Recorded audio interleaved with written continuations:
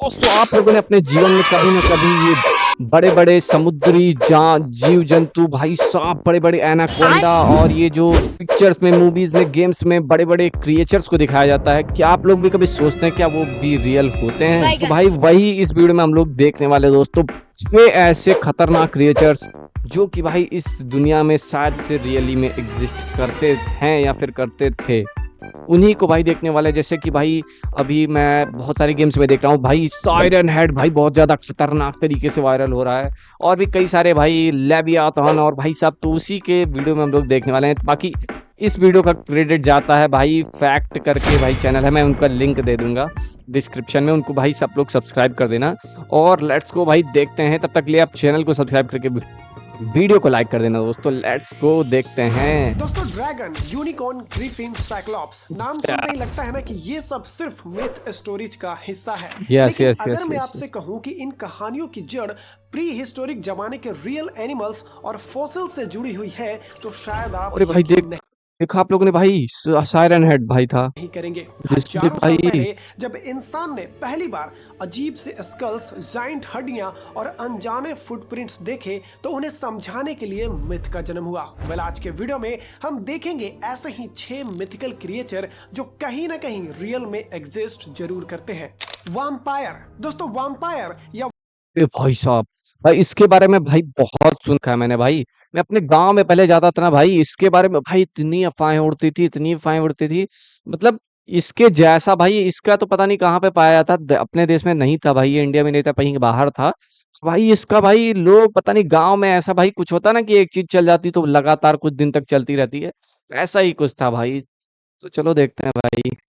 Vampire जैसे blood drinking creature लगभग हर culture और मैथोलॉजी में किसी न किसी रूप में दिखाई देते हैं। हर जगह खून पीने वाले क्रिएचर का जिक्र मिलता है, इसीलिए ओ ये भाई, भाई साहब जी क्या खतरनाक, भाई मेरे पूरे रोए खड़े होंगे गलत भाई। नहीं होगा कि कभी न कभी हिस्ट्री में कोई ऐसा रियल एनिमल जरूर रहा होगा जिसने इन डरावनी कहानियों को जन्म दिया। और यहीं पर हमारी मुलाकात होती है एक एक्सटिंक्ट एनिमल से जिसका नाम था डोसमोड्स ड्रैकुला। ये बैट स्पीसीज आइस एज के समय मौजूद थी और अपने टाइम की सबसे बड़ी ब्लड फीडिंग बैट मानी जाती है। डोसमोड्स ड्रैकुला को अब तक का लार्जेस्ट सैंग्विवोरस एनिमल माना जाता है, जहां सैंग्विवोरस का मतलब होता है खून पीने वाला जीव। ये बैट्स ज्यादातर सेंट्रल और साउथ अमेरिका के इलाकों, मैंने बताया ना भाई, ये अपने इंडिया में ज्यादातर मतलब नहीं, सेंट्रल अमेरिका और अमेरिका में ज्यादा पाया जाता है। और बड़े मैमल्स खासकर आइस एज के एनिमल्स का खून पीकर सरवाइव करते थे। यही वजह है कि साउथ अमेरिकन सिविलाइजेशन की मैथोलॉजी में भी वैम्पायर जैसे क्रिएचर की झलक मिलती है। एग्जाम्पल के तौर पर मायान मैथोलॉजी में कामाजोट्स नाम का एक बैट गॉड मिलता है, जिसे ये भाई मैंने भी बहुत ज्यादा देखा भाई। ये गेम में खेला था कोई भाई, उसमें ये कुछ चीजें भाई थी बहुत ही खतरनाक, मतलब बैट्स को एक एज अ गॉड के रूप में यूज किया जाता है वहां पे। पता नहीं क्या भाई, जैसे हम लोग भी कोई भी कल्चर यूज कर लेते हैं ना, जैसे हमारे यहाँ हनुमान जी को एज अ मतलब मंकी को एज अ हनुमान जी माना जाता है, गणेश जी को एज अ वो माना जाता है, मतलब उसके चूहे को उसका सवारी माना जाता है गणेश जी का, और ऐसे ही भाई वैसे ही मान लिया होगा भाई किसी। रिसर्चर डोसमोड्स ड्रैकुला जैसे जाइंट बैट से इंस्पायर मानते हैं। कुछ फॉसिल्स रिकॉर्ड से ये संकेत मिलते हैं कि डोसमोड्स ड्रैकुला पूरी तरह प्री हिस्टोरिक नहीं था, बल्कि शायद 1800 की शुरुआत यानी लगभग 1820 तक इस धरती पर मौजूद रहा हो सकता है। इसका मतलब ये हुआ कि इंसानों ने शायद वैम्पायर जैसी कहानियां सिर्फ कल्पना से नहीं बल्कि ऐसे रियल ब्लड ड्रिंकिंग एनिमल को देखकर बनाई। अरे भाई, इसलिए वैम्पायर भले ही ये पता नहीं फोटोज भाई एआई जनरेटर या रियल है भाई, पर बहुत ही ज्यादा खतरनाक है भाई ये आज हमें लगी एक है। फिक्शनल मॉन्स्टर लगे, लेकिन उसका ओरिजिन पूरी तरह इमेजिनरी नहीं लगता, क्योंकि नेचर ने सच में ऐसे क्रिएचर बनाए हैं जो खून पीते थे और अपने समय में इंसानों के लिए मच्छर ही देख लो भाई, ये भी साला कई बार खून पी के जा चुका है भाई, मैं परेशान हो चुका हूँ भाई। ऑल आउट, और साला भाई कुछ काम ही नहीं करता भाई उनके लिए, बस उनके लिए ये काम करता है भाई, पर ये मैं कर नहीं सकता भाई अभी। किसी नाइटमेयर चलो से भाई कम नहीं देखें, रहे होंगे। इंडस वॉर्म। इनका भी बना दो भाई कोई वीडियो, यार खतरनाक, ये सबसे ज्यादा खतरनाक मुझे यही लग रहा है भाई। दोस्तों एंसेंट ग्रीक और भाई इंडस वॉर्म भाई माइनक्राफ्ट में मैंने खेला भाई, की इसको करीब डाल के 2400 साल पुरानी राइटिंग्स में एक अजीब दावा मिलता है। इंडियन सबकॉन्टिनेंट की इंडस रिवर में एक बहुत ही बड़ा वर्म पाया जाता था जिसे आज अरे भाई इंडस वर्म कहा जाता है। ग्रीक्स का मानना था कि उस समय के इंडियंस इन वर्म्स की हंटिंग करते थे और ऐसा वो एक तरह का फ्लेमेबल ऑयल निकालने के लिए करते थे। हालांकि इंडिया के किसी भी रिकॉर्ड में ऐसे किसी वर्म का कोई जिक्र नहीं मिलता, लेकिन अगर हम मिलियंस ऑफ ईयर पीछे जाए तो हमें सच में इंडस वर्म जैसे क्रिएचर मिलते हैं। ये भाई मिलियंस ऑफ कैसे जाएंगे भाई? मतलब उसके भाई मिलियंस ऑफ ईयर ऐसा बताया जाता है कि मतलब उनके कुछ ऐसी कण पाई जाती हैं, मतलब वो उनके अंदाजा लगा के भाई पाया जाता है, मतलब हर एज के हिसाब से कि हाँ इस एज में ये पाया गया था, इस एज में, तो उस हिसाब से भाई मिलियंस ऑफ ईयर्स को कैलकुलेट किया जाता है भाई। मतलब मैंने भी भाई ये सोचता था मैं भाई एक बार कि भाई ये कैसे मिलियंस ऑफ ईयर का कैलकुलेट कर रहे हैं भयंकर। मैंने फिर एक बार एक बहुत ही बढ़िया यूट्यूबर था भाई, कौन था पता नहीं कौन था भाई, उसका देखा था मैंने भाई, उसने बहुत ही डिटेलिंग में ये सब समझाई थी भाई, मजा आ गया था। वर्म्स नहीं थे बल्कि आर्थोप्यूलेरा नाम का एक जायंट लैंड एनिमल थे। आर्थोप्यूलेरा अब तक के लार्जेस्ट लैंड इंट्रीबोर्ड्स माने जाते थे जिसका साइज अरे भाई लगभग ऑल्टो कार जितना था। ये एनिमल वर्म से ये नहीं भाई बल्कि साहब मिलीपेड से जी, रिलेटेड थे और करीब 290 भाई इससे मुझे बहुत ही डर लगता है, पर मतलब वैसा नहीं, ऐसा जो रेड वाला होता है ना, वो जो मिलियन नीचे ईयर उसके लंबे लंबे जो पैर रहते हैं, ये भाई जो हमारे यहाँ उसको कहते हैं ना, उसको छू के तुरंत वो गोल गोल होता है, सिक्का बना देते हैं भाई, बच्चे उसको ले लेके फेंकते हैं भाई इधर उधर। पहले एग्जिस्ट करते थे। उस समय जब डायनासोर और अगर वो भाई अंदर चला जाएगा ना तो पूरा चीरता हुआ जाता है भाई, वो जो रेड वाला इवॉल्व नहीं हुए थे। माना जाता है कि ग्रीक इंडियंस को जमीन से निकलने वाले फ्लेमेबल ऑयल का इस्तेमाल करते देख हैरान रह गए होंगे और इसी कॉन्सेप्ट को उन्होंने मिथ बनाकर इंडस वर्म से जोड़ दिया और संभव है कि इसी कहानी के इंस्पिरेशन इन्हें आर्थोप्यूलेरा जैसे क्रिएचर के फॉसिल से मिली हो।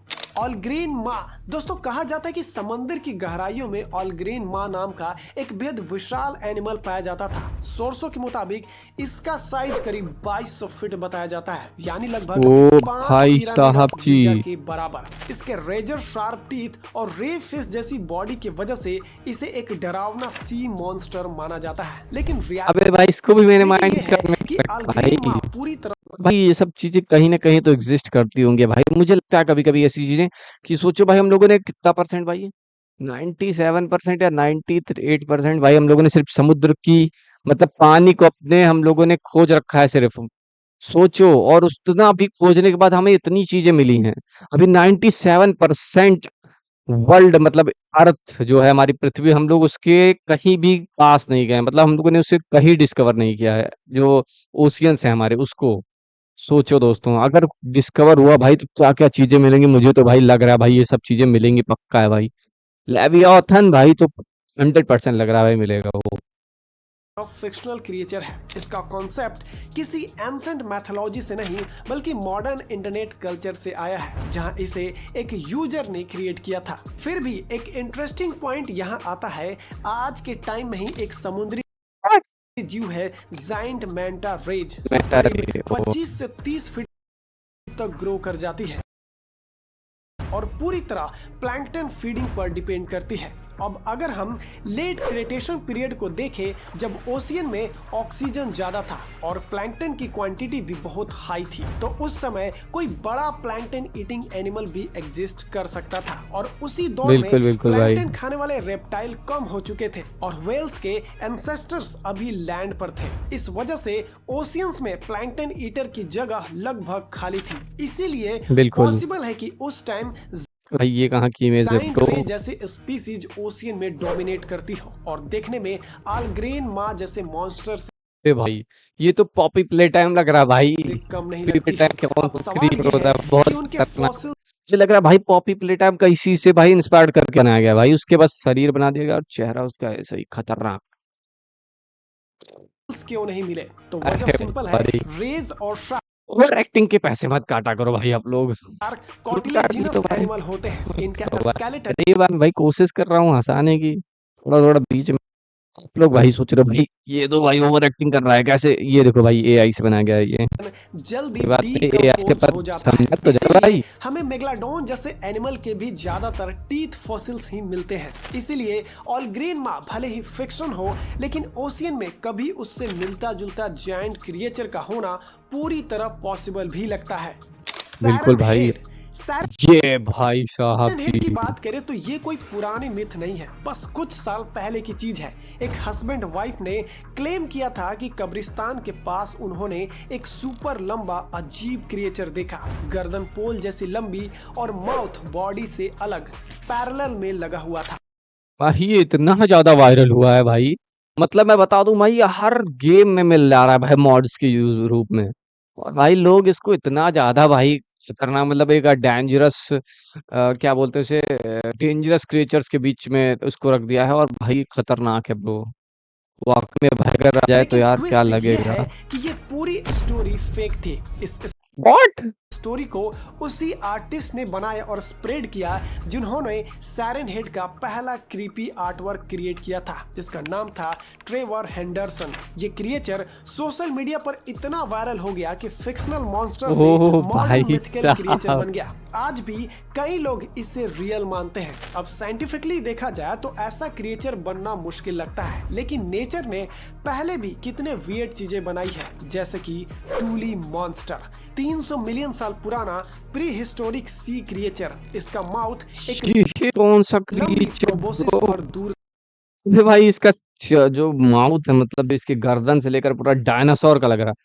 आंखें उसकी भाई इतनी छोटी है, ऊपर करके भाई इतना ऐसे रखी हुई है भाई, किसके होते हैं? जैसे एक मेढक होता है भाई, कौन मेढक होता है भाई उसका वो ऐसे रहता है। और सांस लेने के भाई इधर ही पूरा छेद लग रहे हैं भाई, ये देखो साइड साइड से मुझे लग रहा है भाई सांस लेने के होंगे भाई वो। था। आंखें अजीब स्ट्रक्चर में, बिल्कुल सायरन हेड जैसा वियर्ड। तो सायरन हेड फेक है, लेकिन ये रिमाइंड कराता है कि नेचर पहले भी कितने अजीब और डरावने क्रिएचर बना चुके हैं। ब्लूप 1997 के आसपास ब्लू। पैसिफिक ओशियन के साउथ हिस्से में साइंटिस्ट ने एक बहुत ही पावरफुल साउंड रिकॉर्ड की। इस साउंड को बाद में ब्लूप नाम दिया गया। इस आवाज की सबसे बड़ी बात यह थी कि इसे हजारों किलोमीटर दूर से डिटेक्ट किया गया था, लगभग इंडिया से जापान जितना डिस्टेंस तक। शुरुआत में साइंटिस्ट का मानना था कि इतना तेज और लो फ्रीक्वेंसी साउंड सिर्फ कोई डीप सी क्रिएचर ही निकाल सकता है, और अगर ऐसा क्रिएचर एग्जिस्ट करता है तो उसका साइज ब्लू व्हेल से भी कई गुना ज्यादा बड़ा होना चाहिए था। इसी स्पेकुलेशन की वजह से लोगों के बीच एक मॉडर्न मिथिकल सी क्रिएचर का आइडिया बना, जिसे ब्लूप के नाम से इमेजिन किया देख लो भाई जितने फीचर्स तुम देख रहे हो ना आज तक, वो सारे आज राज खुल रहे हैं जाने भाई, लगा। उसके सारे लेकिन राज बाद खुल में रहे जब हैं। डेटा को डिटेल में स्टडी किया गया तो क्लियर हुआ कि ये साउंड अंटार्कटिका के पास जायंट आइसबर्ग के ओशियन में मेल्ट होने और टूटने से आई थी। यानी ब्लूप कोई रियल मम्मा, यार ये क्या हो रहा है भाई, ये सारी चीजें कैसे फेक नोटिस कर रही है भाई मॉन्स्टर नहीं नहीं था, यार। बल्कि नेचर की एक रेयर ओशियन एक्टिविटी थी। अगर हम पास्ट में देखें तो जुरासिक पीरियड में लीडस इक्थिस नाम की दुनिया की सबसे बड़ी फिश पाई जाती थी। ये करीब 300 मिलियन ईयर पहले ओशियन में रहती थी। इस फिश का माउथ बहुत बड़ा होता था, जिसमें हजारों छोटे छोटे टीथ होते थे। जब ये माउथ ओपन करती थी तो किसी मिथिकल सी मॉन्स्टर जैसा दिखाई देती थी। इसके साइज के सामने ह्यूमन बहुत छोटा लगता था। हालांकि ये कोई हंटर फिश नहीं था, बल्कि आज की बालीन व्हेल की तरह फिल्टर फीडिंग करती थी। इसीलिए भले ही ब्लूप एक फिक्शनल क्रिएचर हो, लेकिन ये दिखाता है कि नेचर पहले भी हमारी इमेजिनेशन से कई गुना ज्यादा बड़े और अजीब सा सी क्रिएचर बना चुकी है। कापा। बिल्कुल बिल्कुल दोस्तों, भाई, अगर आपने ये बचपन में देखो डोरेमोन भाई कार्टून कापा भाई, अगर आप वो गेमर प्लेट भाई को देखते हो तो आपको पता होगा कापा किसका नाम है भाई। देखा है तो शायद आपको याद होगा कि उसमें कई बार कापा नाम का एक मिस्टीरियस क्रिएचर को दिखाया जाता था। लेकिन बिल्कुल कापा भाई, मैंने सिर्फ देखा है। कार्टून का कैरेक्टर नहीं है, असल में जापानीज मैथोलॉजी में एक जाना माना मिथिकल क्रिएचर है। जापानीज लेजेंड्स के मुताबिक कापा दिखने में एक जायंट टर्टल जैसा होता है और ज्यादातर रिवर्स, लेक्स और पानी के आसपास रहता है। ओ इन भाई, कहानियों में कापा को काफी डेंजरस बताया गया है। कहा जाता है कि ये भाई दिखने में भी लग रहा है भाई बच्चे को कितना किडनैप खतरनाक। करता है और इंसानों को पानी में डुबाकर मार देता है। हालांकि ये सारी बातें मैथोलॉजी और लोक कथाओं का हिस्सा है। अब यहीं से कंपैरिजन इंटरेस्टिंग हो जाता है। अगर डायनासोर के जमाने में एग्जिस्ट करने वाला आर्कलॉन नाम का जायंट टर्टल आज भी जिंदा होता तो शायद इंसानों के लिए वो भी कापा जैसा ही खतरनाक लग सकता था। बिल्कुल भाई, आर्कलॉन बिल्कुल, अब बिल्कुल। तक डिस्कवर किए गए सबसे बड़े टर्टल में से एक था। इसका साइज लगभग 15 फीट तक होता अरे भाई साहब, पूरे घर के बराबर, एक कमरे के बराबर था। लगभग एक स्मॉल कार जितना बड़ा। हालांकि आर्कलॉन कोई मॉन्स्टर नहीं था, लेकिन उसके साइज और स्ट्रक्चर को देखकर उसे किसी मिथिकल सी क्रिएचर से कंपेयर करना पूरी तरह गलत भी नहीं लगता। नहीं होगा, इसीलिए बिल्कुल भाई। भले ही कापा एक मिथिकल क्रिएचर हो, लेकिन उसका आइडिया पूरी तरह इमेजिनरी नहीं है, क्योंकि नेचर बिल्कुल पहले भाई। ही आर्कलॉन जैसे जायंट और पावरफुल टर्टल इस धरती पर बना चुकी है। तो दोस्तों ये बिल्कुल, थे बिल्कुल। दुनिया के कुछ तो दोस्तों इसी के साथ देखा आप लोगों ने भाई, जितने भी ये राज भाई, मतलब पुराने हमारे जो ये क्रिएचर्स देखते आ रहे हो ना आप लोग, सारे के राज खोल दिया भाई इसने, और सारी चीजें बस इमेजिनरी और फेक ही दिखा दिया भाई। पता नहीं भाई, मुझे तो लग रहा था भाई बहुत सारी चीजें भाई रियल हो सकती हैं भाई, मे भी भाई, मतलब भाई को भी नहीं पता था भाई, मतलब क्या ही पता होगा भाई। जो भी हम लोगों को भाई जो भी जानकारियां दी जाती है उतनी पे हम लोग भाई सोच सकते हैं। कि आज की वीडियो में इतना ही दोस्तों, और मिलते हैं नेक्स्ट वीडियो में। तब तक के लिए आप लोग चैनल को सब्सक्राइब करके वीडियो को लाइक कर देना, और उस भाई को भी चैनल सब्सक्राइब कर देना। मैं लिंक में और यहाँ सामने भाई आ जाएगा सब्सक्राइब।